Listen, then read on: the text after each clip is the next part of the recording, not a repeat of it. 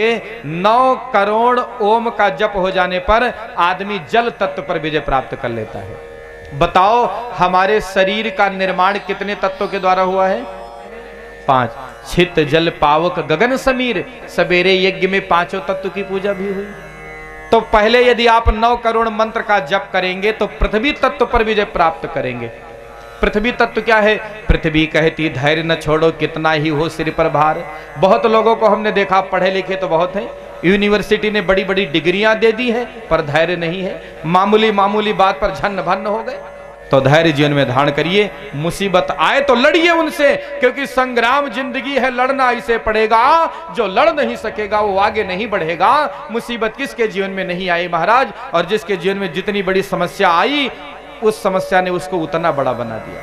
कोई बड़ा नहीं होता महाराज। आप अपने जीवन में जितनी बड़ी समस्या से जूझ लोगे आप उतने बड़े आदमी बन जाओगे, उतने महान बन जाओगे। ये कठिनाइयां, ये समस्याएं, ये दुख, ये तकलीफ हमारे धैर्य को, हमारे पराक्रम की, हमारे बुद्धि की, हमारे विवेक की परीक्षा लेने के लिए आती हैं। यदि हमने उस विषमता में भी अपने आप को संभाल रखा तो फिर हमारे अंदर का जो सिस्टम है, जो पावर है, वो एक्टिव हो जाएगा, हमारी क्षमता का विस्तार हो जाएगा। इसलिए 9 करोड़ ओम का जप व्यक्ति के अंदर पृथ्वी तत्व का विस्तार कर देता है, धैर्य वृद्धि।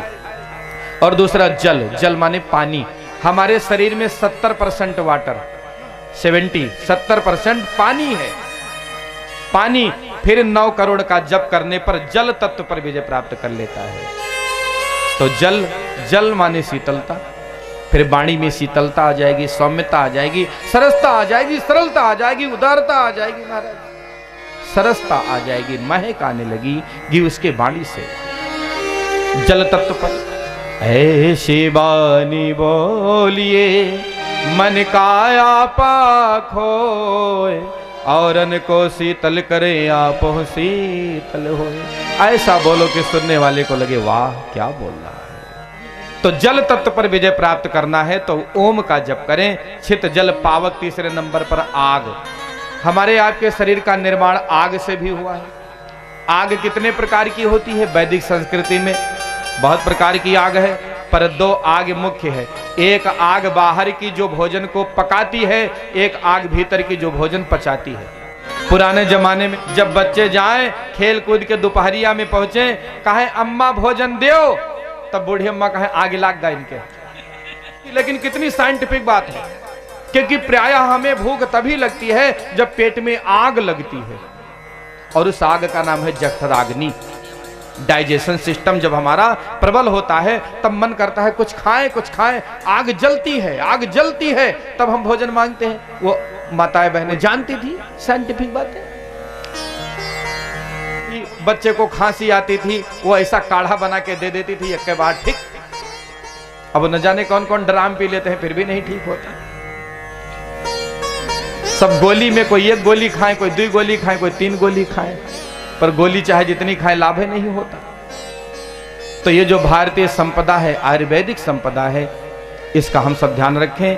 अंदर वाली आग, बाहर वाली आग, यदि आप फिर 9 करोड़ ओम का जाप करोगे वो प्रबल हो जाएगी। फिर डाइजेशन सिस्टम खराब नहीं होगा, खट्टी डकार आना, भोजन नहीं पचना, बार बार दीर्घ शंका को जाना। और आज नौजवानों में यही समस्या है, पचता नहीं। अरे भाई क्यों नहीं पचता? दवाई खा के भोजन पचे तो एक बात कैसे जचे? नहीं जचे। फिट करिए अपने आप को। तो 9 करोड़ ओम का जप करने से अग्नि तत्व पर विजय प्राप्त होगा महाराज। छित जल पावक गगन, फिर आकाश। नभ कहता है फैलो इतना, ढक लो तुम सारा संसार। जिसकी सोच जितनी छोटी होगी उसके जीवन का दायरा उतना छोटा हो जाएगा। इसलिए कभी अपनी सोच छोटी मत रखो। यदि आप सोचोगे 10 आदमी को खिलाएं तो विधाता आपको 20 खिलाने की औकात देगा। आप 100 को खिलाना चाहोगे तो 1000 की क्षमता आएगी। जिसकी सोच जितनी संकुचित, जिसकी विचारधारा जितनी स्वार्थी होगी। और ये पंडित द्वारिकानाथ कह रहा है ऐसा नहीं, आप विचार करो। आप कभी किसी को 10 रुपया उसके लिए खर्च करके देखो, 100 की व्यवस्था बन जाएगी आपके लिए। आपकी जेठानी उठे उससे पहले झाड़ू लगाना शुरू कर दो, बुढ़ापा तक शरीर में कभी दर्द नहीं होगा, जोड़ों में तकलीफ नहीं होगी। नहीं तो जाग रही फिर भी मुंह मुंदे लेटी हैं, उठे झाड़ू बहारू लगावें, हम पहले उठेंगी तो हमको करना पड़ेगा। तो फिर ठीक है, जंग लगा लो देह में। तो करने वाले को, अपने विचार को बड़ा करने वाले को कोई हानि नहीं होता, उसके जीवन का विस्तार और विकास हो जाता है। आकाश से तत्व, जिसकी सोच जितनी छोटी उसका जीवन उतना छोटा, जिसकी सोच जितनी बड़ी उसका जीवन उतना बड़ा। और ये कारण न होता तो गरीब परिवार में पैदा हुए लोगों का जय जयकार पूरे विश्व में हुआ। ऐसे भी लोग हमारे राष्ट्र में हुए। और अंत में है समीर। समीर माने हवा। हवा, हवा को किसी ने देखा है?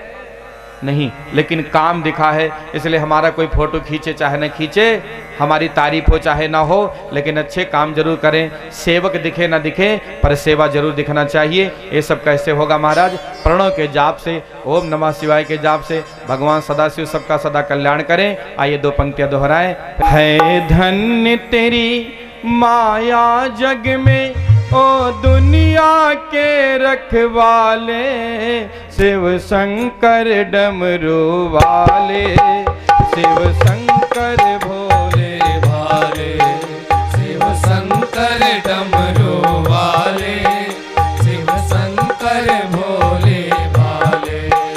है धन्य तेरी माया जग में, वो दुनिया के रखवाले, शिव शंकर डमरू वाले, शिव शंकर भोले भाले, शिव शंकर डमरू वाले,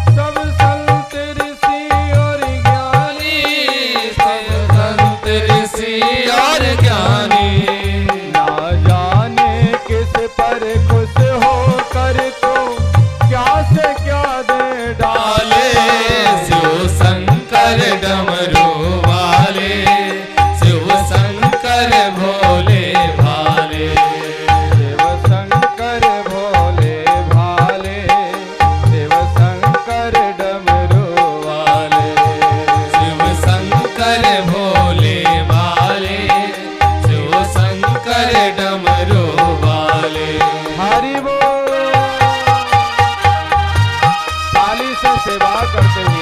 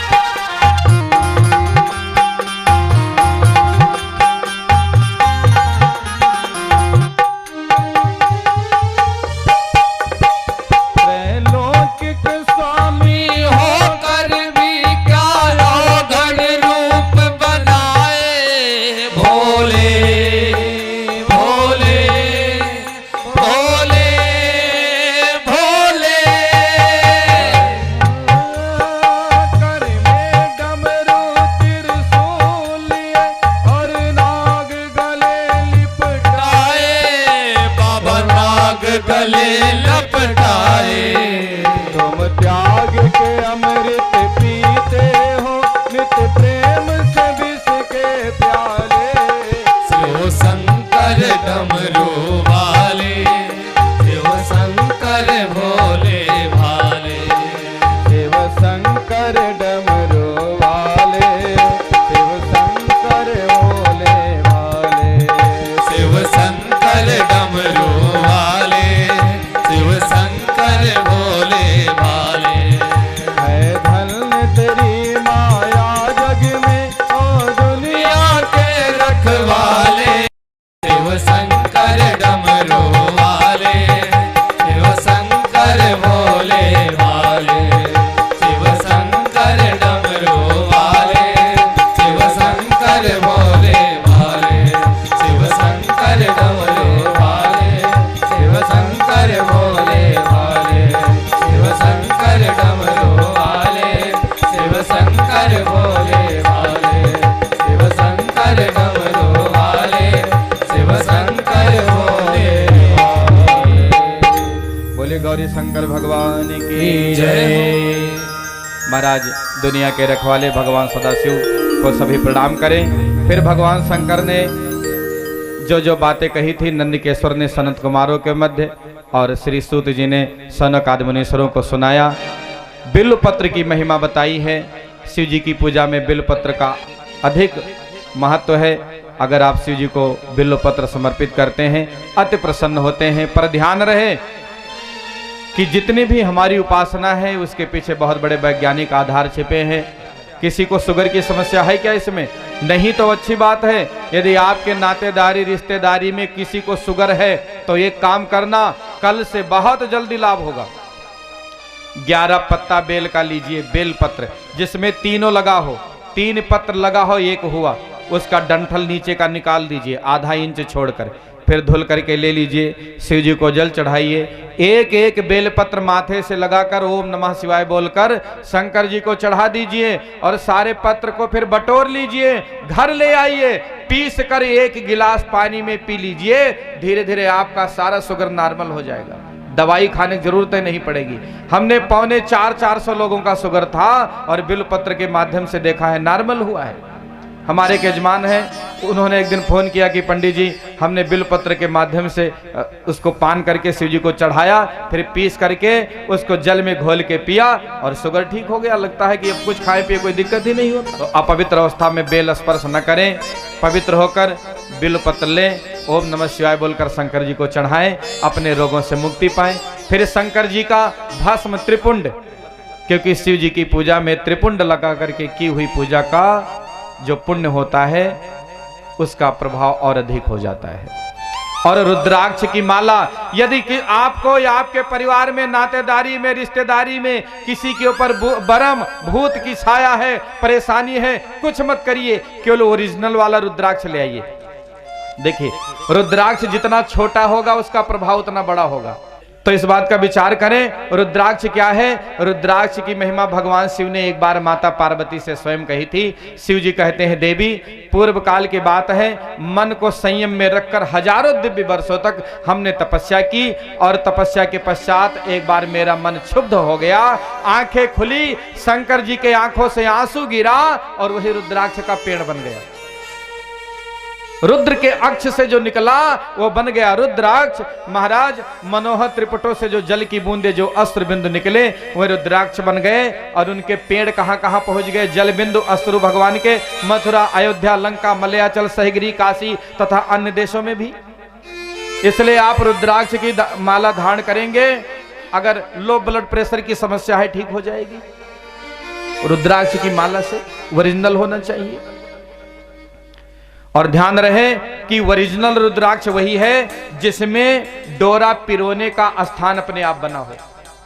एक मुखी रुद्राक्ष सबसे दुर्लभ है, ये झंझट में नहीं पड़ना। गारंटी कार्ड देते हैं, गारंटी के साथ हमारे यहां एक मुखी रुद्राक्ष मिलता है, कहीं नहीं मिलता, क्योंकि एक पेड़ जीवन भर में केवल एक मुखी रुद्राक्ष एक बार ही देता है, सबको प्राप्त भी नहीं होता, दुर्लभ होता है महाराज। तो रुद्राक्ष को जो व्यक्ति रुद्राक्ष धारण करता है और त्रिपुंड धारण करता है मस्तक पर, उसको देखकर पाप स्वयं भाग जाते हैं महाराज, भगदड़ मच जाती है पाप में। तो मुख की महत्ता जानना हो कि रुद्राक्ष में कितने मुंह होते हैं, तो 14 मुंह तक रुद्राक्ष होते हैं। एक मुंह, दो मुंह, 3, 4, 5, 6, 7, 8, 9, 10, 11, 12, 13, 14 मुखी तक रुद्राक्ष होता है। हर रुद्राक्ष का अलग अलग महत्व है और हमारे जीवन की ऐसी कोई समस्या नहीं जिसका समाधान रुद्राक्ष में ना हो। आप सवेरे यज्ञ में आइए, आपको कोई परेशानी हो तो यहाँ से पूछ के जाइए, आपके समस्या के हिसाब से जिस मुखी का रुद्राक्ष आए वो आप खोज के पहनिए, हम आपको बताएंगे भी कि रुद्राक्ष का मुंह कैसे होता है और उसको कैसे पहचाने। एक अंतिम प्रश्न 2 मिनट में निवेदन करेंगे, फिर कार्यक्रम समापन की ओर है। ऋषियों ने पूछा, गुरुजी हमने सुना है कि शंकर जी के ऊपर चढ़ा प्रसाद नहीं खाना चाहिए। गंभीर मुद्दा। लोग कहते हैं शंकर जी का प्रसाद नहीं खाना चाहिए, पर शिव महापुराण में लिखा है कि शंकर जी का प्रसाद, शंकर जी के ऊपर चढ़ा जल यदि आपने पी लिया तो आपके करोड़ों जन्मों के पाप जलकर भस्म हो गए। शंकर जी के ऊपर चढ़ा फल प्रसाद खा लिया तो पाप आपके किनारे आ नहीं सकता है, देखने मात्र से पाप को तो दूर भगेगा, पर जो पुण्य की चीजें थी शंकर जी के ऊपर जो प्रसाद चढ़ाए बहा दिया, फेंक दिया, वो नहीं खाना चाहिए। तो जो चीजें शंकर जी को समर्पित करी जाएं आप बिल्कुल खा सकते, मेरी बात न मानिए, शिव महापुराण में लिखा है। तो शिव जी के ऊपर चढ़ा हुआ प्रसाद जरूर ग्रहण करें। रुद्राक्ष की महिमा, त्रिपुंड की महिमा, बिल्वपत्र की महिमा और शंकर जी के ऊपर चढ़े प्रसाद की महिमा बहुत है। मेरे भाई बहन, सबको सबका लाभ मिले। ये कथा केवल मनोरंजन ही नहीं, हमारा मनोमंथन कराएगी और इसी कथा के बीच में हमारी जीवन की बहुत सारी समस्याओं का समाधान, हमारे बहुत सारे रोगों की दवा मिल जाएगी हमको। और यज्ञ के बाद लगेगा अरे वाह, हम तो विभिन्न समस्या से परेशान थे, आज ठीक हो गए। खैर, भगवान शिव का आप सबको बहुत बहुत आशीर्वाद मिले। आप सभी सदैव अपने जीवन में आरोग्यता की ओर जाएं। हम सब लोग अब मिलजुल कर आरती उतारेंगे।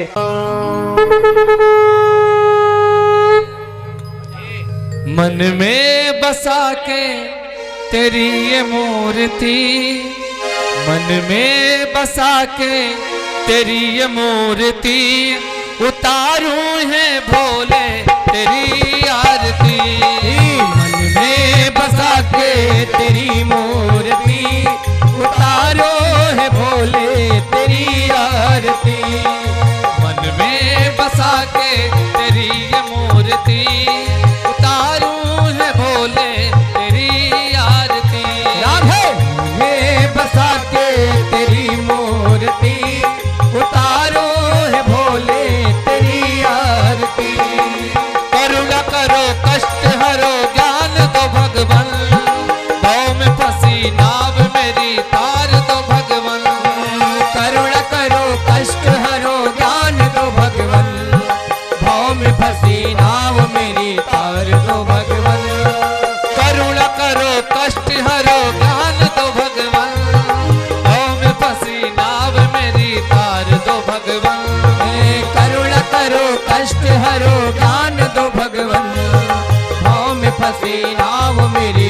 कर दो भगवन। दर्द की दवा तेरे पास है, दर्द की दवा तेरे पास है, जिंदगी दया की भीख मांगती, मन में बसा के तेरी मूर्ति, उतारो है भोले तेरी आरती, मन में बसा के तेरी ये मूर्ति, उतारूं है भोले तेरी आरती, मन में बसा के तेरी मूर्ति, उतारो है भोले तेरी आरती। मांग तुझसे क्या मैं यही सोचूं भगवान, जिंदगी जब तेरे नाम कर दी अर्पण। अरे मांग तुझसे क्या मैं यही सोचूं भगवन, जिंदगी जब तेरे नाम कर दी अर्पण। मांग तुझसे क्या मैं यही सोचूं भगवन, जिंदगी जब तेरे नाम कर दी अर्पण। अरे मांग तुझसे क्या मैं यही सोचूं भगवन, जिंदगी जब तेरे नाम कर दी अर्पण। सब कुछ तेरा कुछ नहीं मेरा, सब कुछ तेरा कुछ नहीं मेरा, सब कुछ तेरा कुछ नहीं मेरा, सब कुछ तेरा कुछ नहीं मेरा, चिंता नहीं मुझको संसार की, मन में बसा के तेरी मूर्ति, उतारो है भोले तेरी आरती, मन में बसा के तेरी ये मूर्ति, मीठी मीठी ताली से आके भगवन तेरी आरती। हरि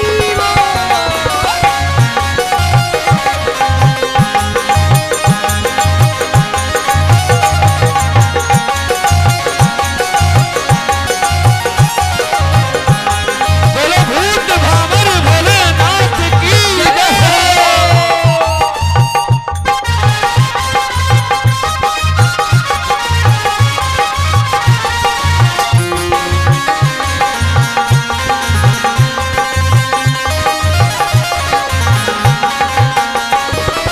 वेद तेरी महिमा गाए संत धरे ध्यान, नारद गुण गान करे हे कृपा निधान। वेद तेरी महिमा गाए संत करे ध्यान, नारद गुण गान करे छेड़ पीड़ा तार।